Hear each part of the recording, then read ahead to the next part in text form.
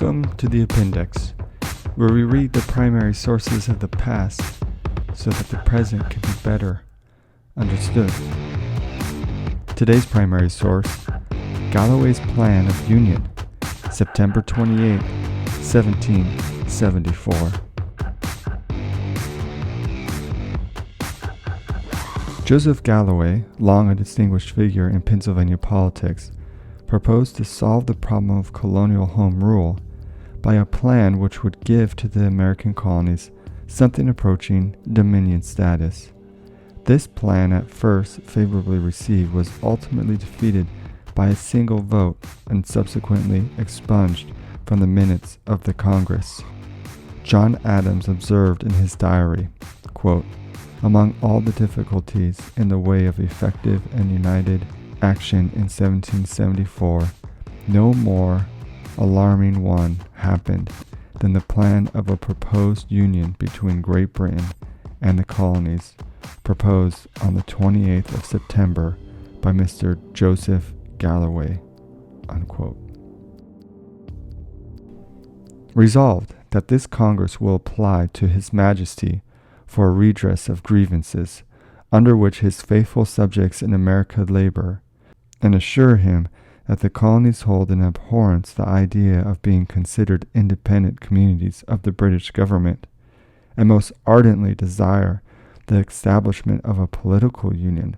not only among themselves, but with the mother state upon those principles of safety and freedom which are essential in the constitution of all free governments, and particularly that of the British legislature. And as the colonies, from their local circumstances,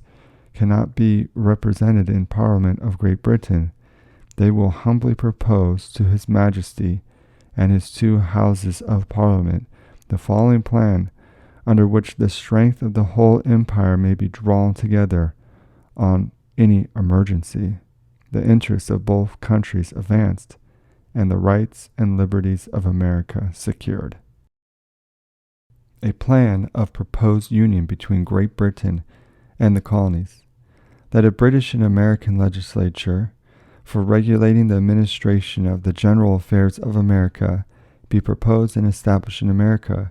including all the said colonies, within and under which government each colony shall retain its present constitution and powers of regulating and governing its own internal police in all cases whatsoever.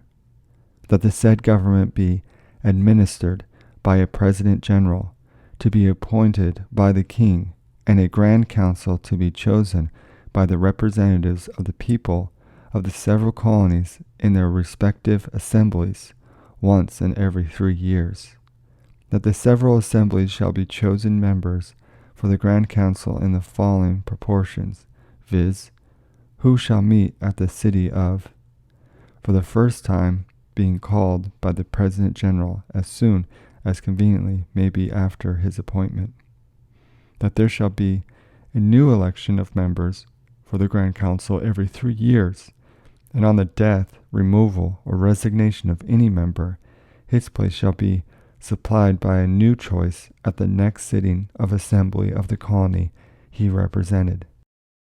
That the Grand Council shall not meet once in every year, if they shall think it necessary, and oftener, if occasion shall require, at such time and place as they shall adjourn to at the last preceding meeting, or they shall be called to meet at by the President General on any emergency. That the Grand Council shall have power to choose their Speaker, and shall hold and exercise all the like rights, liberties, and privileges as are held and exercised by and in the House of Commons of Great Britain. That the President General shall hold his office during the pleasure of the King, and his assent shall be requisite to all acts of the Grand Council, and it shall be his office and duty to cause them to be carried into execution. That the President General, by and which the advice and consent of the Grand Council hold and exercise all legislative rights, powers, and authorities necessary for regulating and administering all the general police and affairs of the colonies, in which Great Britain and the colonies, or any of them, the colonies in general, or more than one colony, are in any matter concerned, as well civil and criminal as commercial, that the said President General and Grand Council be an inferior and distinct branch of the British legislature, united and incorporated with it for the aforesaid general purposes, and that any of the said general regulations may originate and be formed and digested either in the Parliament of Great Britain or in the said Grand Council, and being prepared, transmitted to the other for the approbation or dissent, and that the assent of both shall be requisite to the validity of all such general acts and statutes, that in the time of war all bills for granting aids to the Crown, prepared by the Grand Council and approved by the President General, shall be valid and passed into a law without the assent of the British Parliament. Thank you for joining us for our primary source today on the appendix. We will see you in the stacks.